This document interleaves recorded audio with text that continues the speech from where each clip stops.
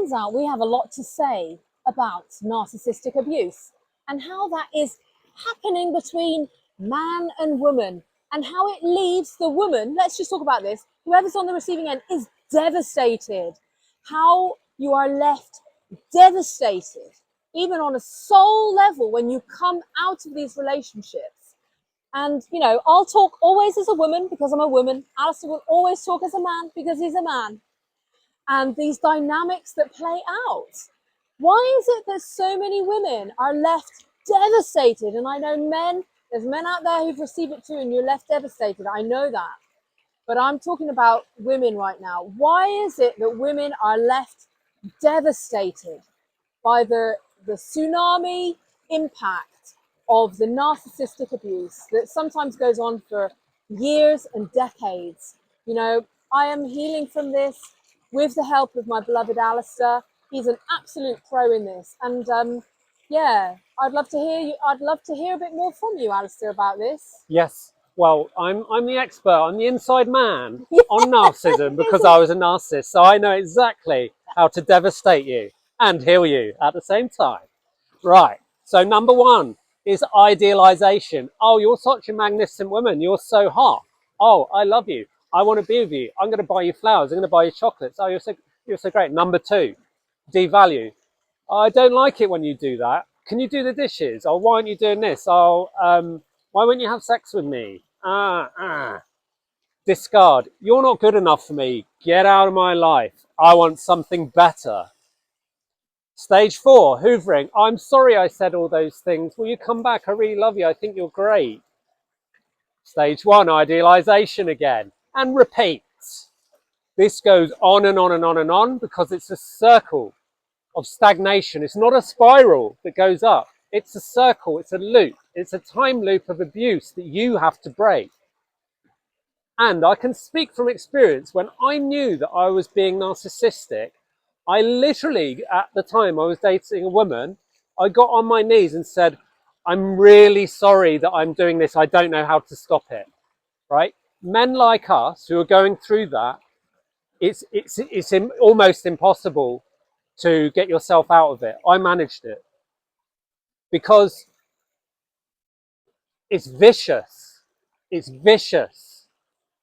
And we're surrounded by it and it doesn't stop. And it all revolves around exploitation of life force and feminine energy. All of it. All of it's around exploitation. And the energy of narcissism is a circle, which is stagnation. I'll give you a perfect example of how psychology hijacked shamanism. Psychology, the word, has the word psycho in it, right? But the word psych, so psychology is not the study of the mind. You would take the word psych, what does it mean? It means soul, which is translated to love, okay? So psychology should really be the study of love. Psychedelic means to reveal the God within, to reveal the soul, right? Because the soul is that part of God. That's that shining part of light that we carry with us. Now, what happened to the E in psychology, right? They replaced it with an O because psychology was stolen. I'm not saying that psychology doesn't have its uses. It's brilliant for helping you divulge and understand your emotions. But then what? Then what? When does it ever come to a cure? Why don't they tell you that narcissism can be overcome? Why don't they tell you that PTSD can be overcome instead of giving you psychiatric treatments and medication? It's because they want your money. And I'm fed up of saying otherwise. Bring back the E on psychology. The energy, feeling. It should be the study of love through the heart. It's not about mental health. It's not. I'm sorry, but it goes spiritual first. It's spiritual soul health first. Then it's not in no particular order, physical health. Being in the body, feeling in the body, mental health, the mind. How do you deal with those thoughts? Well, if you deal with those first three first, you actually come out of the mind and into the heart. And so you naturally have better mental health, right? But if you're going through the cycle of idealization, devaluing. You're doing this to yourself as well. Idealization of the self, devaluing of the self, discarding the self, hoovering, coming back and repeating the cycle. This is also in alignment. That's a circle. You put, sorry, that's a square because it's got 4 points to it, right? Then you put that over the circle, the triangle of the drama triangle. So you have victimization, rescue, and perpetration. And then you put it over the circle. So you've got like these childlike shapes, childlike geometric shapes of the square, the triangle, and the circle of narcissism, of going around in a circle. And you've got a toxic combination of stubbornness to never evolve, and remain in stagnation and pity, and essentially degradation of everything that you believed in.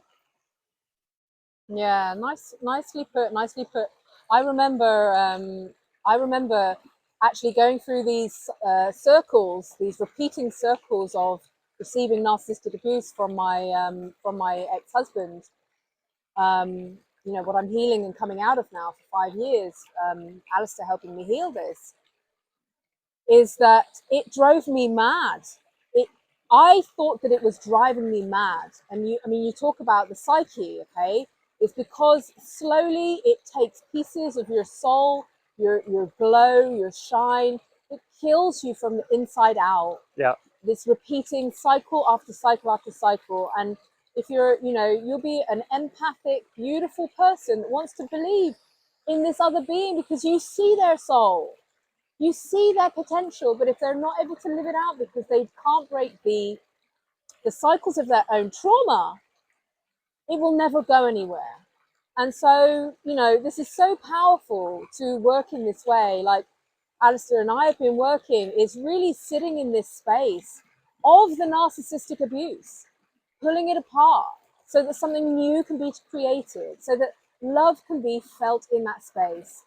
But, Alistair did an enormous amount of work in recognizing, like, that you were a narcissist, like, even before you met me. Like, wow, the courage that takes to be told by your psychotherapist that you're behaving like a narcissist, and you're going, oh my goodness, what am I going to do about it? Rather than, oh my God, he's an awful psychologist, I need to go find another one, which is what most people do. Again, like this disregard and going and finding somewhere else to feed your energy off. We've been breaking these cycles.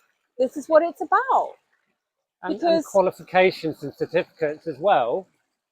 They make people believe that someone who has done the work themselves internally is not to believe because they don't have certificates and qualifications. Yeah. So this is going about beyond. Right here, right now, is this awakening, evolution is happening for humankind. But we're going beyond the certificates, beyond the qualifications. We're going into the frequencies of love. Would you like a certificate to prove how much your heart resonates? I don't think that's possible. A certificate of healthy expression, healthy expression of anger, of injustice, of what is being taken from us. We've been swindled. Yeah, swindled. We've been swindled. From our own souls. And that's what narcissism does. So thank you for describing that cycle. Yeah. And I really want to thank you for helping me get off that freaking never-ending circle of abuse. You are an absolute pro and my hero. So if you want to know more about how to weave in the consciousness that cracks open where love is not, lets the light shine in, and join us for the next episode. Are Alistair's feet going to be blue because he's been standing in the waters for so long, or is he actually going to fall into the water? I think we will bring you another episode where we actually get in the water next time. Thank you, and I really hope that talking about these deep subjects is very helpful for you as we bring illuminated love, illuminated light into these spaces. Yeah, peace out, man. Yeah.